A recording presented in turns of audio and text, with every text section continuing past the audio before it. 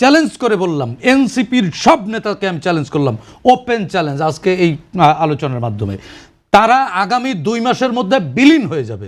তাদেরকে খুঁজে আপনি আতশি গাছ দিয়েও পাবেন না। ইতিমধ্যে আপনি দেখেছেন না যে তাদের চরিত্র কি, নেতা তাদের কেন্দ্রীয় কমিটির সবাই জানে না তাদের চরিত্র কি।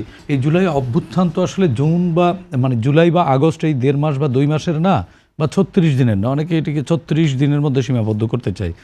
এই প্রত্যাশাটা হচ্ছে গত 17 বছরের যে রিজিম, 1-11 থেকে শুরু করে বিগত আওয়ামী রিজিমের মানুষের যে স্বপ্ন, এই স্বপ্ন এবং মানুষের যে প্রত্যাশা, এই প্রত্যাশাগুলো পুঞ্জীভূত হতে হতে এটা একটা মহাস্বপ্ন, মহাপ্রত্যাশায় রূপ নিয়েছে। সেই জায়গা থেকে জুলাই গণ অভ্যুত্থান পরবর্তী বাংলাদেশে সাধারণ জনগণের তো বিশাল প্রত্যাশা ছিল, আবার বিশাল সম্ভাবনাও কিন্তু ছিল। সম্ভাবনা কিছুটা ফিকে হতে থাকে। যাদেরকে ঘিরে প্রত্যাশা ছিল তাদের কর্মকাণ্ড এবং তাদের নানান ধরনের বিতর্কিত আচরণের কারণে। আমি প্রথমেই মনে করি কি যে জুলাই গণ অভ্যুত্থান পরবর্তী বাংলাদেশে জুলাই যোদ্ধা কিন্তু সবাই, এটি কোনো নির্দিষ্ট রাজনৈতিক দলের না। এখন অবশ্য অনেকে এটিকে ক্যাশ করতে চাচ্ছেন, অনেকে এটিকে পুঁজি করতে চাচ্ছেন। জুলাই গণ অভ্যুত্থান একেবারে সাধারণ মানুষের অভ্যুত্থান, এবং ব্যবসা করেছেন, অলরেডি করে ফেলেছেন। কারোর বাড়ি গাড়ি, অনেকের অনেক কিছু হয়েছে, ব্যাংক ব্যালেন্স হয়েছে, অনেকে জমিদার বাড়ির নাতিও হয়েছেন, কিন্তু এর আগে টিনের চালা ফুটো ছিল, সেটিও আমরা দেখেছি। কিন্তু জুলাই গণ অভ্যুত্থান সংগঠিত হয়েছে অনেকেরই। জুলাই এনসিপির অনেক নেতার, যেমন সার্জিস আলম তো বলতো সে জমিদারের নাতি, কিন্তু এর আগের বছরের দেখলাম যে ট্রেনের রডে ঝুলে বাড়ি যাচ্ছে, সেই ছবিও পোস্ট হয়েছে। আবার যেমন হান্নান মাসুদের বাবা, আমি কারোর কর্মকে ছোট করে দেখি না, একজন মাদ্রাসা শিক্ষক এবং তা মসজিদের ইমামতি করেন, অবশ্যই খুবই সুন্দর পেশায় আছেন, কিন্তু ওনারা তো জমিদার বাড়ির নাতি বা জমিদারের সন্তান সাজার দরকার ছিল না। এগুলো বলে বলে তিনি কি করেছেন, এখন আবার কি সুরম্য অট্টালিকার ছবিও আমরা দেখছি প্রচার হচ্ছে। এবং তিনি যে অফিসে বসেন, আমার মনে হয় বসুন্ধরা গ্রুপের কোনো কর্পোরেট অফিসে অত সুন্দর না, এত সুন্দর অফিসে বসেন। আমরা তো 20-21 বছর ধরে নানান পেশায় কাজ করে করে এই পর্যন্ত এসেছি, অত সুন্দর অফিসে আমরা বসতে পারিনি। ওটা ওনার ব্যক্তিগত অফিস। যাই হোক, ব্যক্তিগত সমালোচনার জায়গায় যাব না, সেটি তাদের ব্যক্তিগত ব্যাপার, জনগণ জবাব নিয়ে নেবে। জুলাই গণ অভ্যুত্থানকে পুঁজি করে তারা ব্যবসা করেছে, তারা রাজনীতি করেছে, তারা চেয়েছিল চাকরি, পেয়ে গেছে দেশ, এবং দেশকে যা ইচ্ছা তাই করে এই দেশের শাসন ব্যবস্থা থেকে শুরু করে জনগণের অধিকার, জনগণের প্রত্যাশা সব তছনছ করে বিক্রি করে দিয়েছে।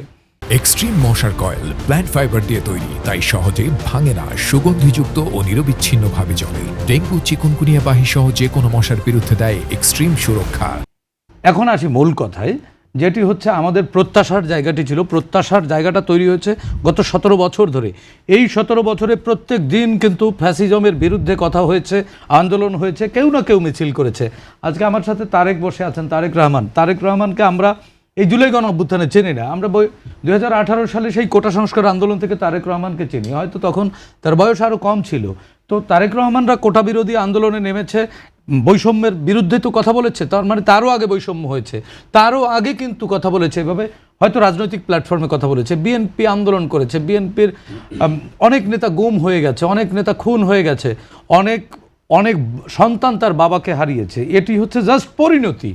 জুলাইয়ের 36 দিন হচ্ছে গত 17 বছরের দুঃশাসনের পরিণতি।